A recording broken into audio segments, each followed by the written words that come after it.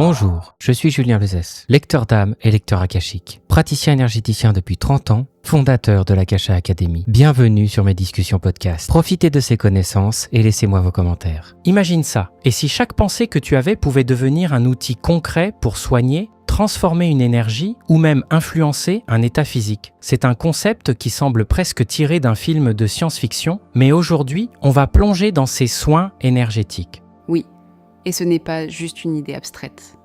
De plus en plus de gens s'intéressent à ces pratiques et elles commencent à trouver leur place dans des discussions plus larges sur la santé et le bien-être. Ce que j'aime dans ce processus, c'est qu'il commence par quelque chose de très simple, mais qu'on oublie souvent dans notre quotidien, se recentrer. Être pleinement présent ici et maintenant. On vit dans un monde tellement rapide qu'on oublie souvent de s'arrêter, de respirer et de simplement être. Mais dans le cadre d'un soin énergétique, cette présence devient essentielle. Oui, parce que si tu n'es pas aligné avec toi-même, comment peux-tu espérer aligner quoi que ce soit d'autre ? C'est comme essayer de jouer d'un instrument désaccordé. Ce que j'aime dans cette idée, c'est qu'elle va bien au-delà des soins énergétiques. C'est une leçon pour la vie en général. Mais revenons aux soins. Une fois que tu es dans cet état de présence, tout commence par une intention claire, c'est ça ?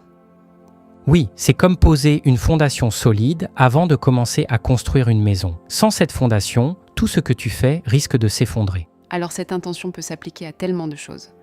Quand tu te demandes « qu'est-ce que je soigne ?», les possibilités sont presque infinies. C'est vrai. Ça peut être une douleur spécifique dans le corps, un organe qui a besoin d'attention ou même quelque chose de beaucoup plus abstrait. Par exemple, soigner l'énergie d'une pièce ou pourquoi pas d'une planète entière. Et ce qui est beau, c'est que cette étape demande une vraie écoute. Ce n'est pas toi qui décides arbitrairement. C'est presque comme si tu entrais dans un dialogue silencieux avec une énergie qui te guide. Oui, comme une sorte de conversation intuitive. Une fois que tu as identifié ce qui a besoin d'attention, tu passes à l'étape suivante, choisir ton outil. Et là, les options sont incroyables. Tu peux utiliser un objet physique comme un cristal ou une sphère. Mais tu peux aussi utiliser des éléments naturels comme l'eau ou le feu. Même ta propre pensée peut devenir un outil. Et n'oublie pas que ces outils ne sont pas seulement des objets, ils deviennent des extensions de toi-même, de véritables canaux pour transmettre l'énergie. Ce qui compte vraiment, c'est l'intention qu'on y met. Un outil, aussi puissant soit-il, reste inerte, sans une intention claire pour le guider. Et c'est là que tu réalises à quel point l'esprit humain est puissant. Mais avant de commencer le soin proprement dit, il y a une étape cruciale, ajuster ta lecture. Tu veux dire, t'assurer que ce que tu perçois est authentique et non influencé par des facteurs externes ? Clairement. Parfois, notre perception peut être biaisée par des idées préconçues, des émotions passagères ou même des éléments totalement extérieurs comme les médicaments. Fait, c'est une purification de la perception, un retour à la neutralité. Oui, parce que sans cette clarté, tu risques de fausser tout le processus. Mais une fois que tu as cette base solide, tu peux vraiment entrer dans la création du soin. Et là, tout devient concret. Tu formules une intention la plus claire possible, presque comme une demande, pour que l'énergie comprenne ce que tu veux accomplir. C'est un peu comme parler une langue universelle, une langue sans besoin de mots, juste d'intention et de vibration. Et ce qui est incroyable, c'est que cette langue est accessible à tout le monde. Elle ne nécessite pas de formation particulière, juste une vraie connexion à soi-même et à l'énergie qui nous entoure. Mais ce n'est pas tout. Une fois que le soin est en place, il y a une étape d'observation. Oui, c'est un moment où tu prends du recul pour voir comment les choses évoluent. Est-ce que tout est en place ? Combien de temps le soin doit-il durer ?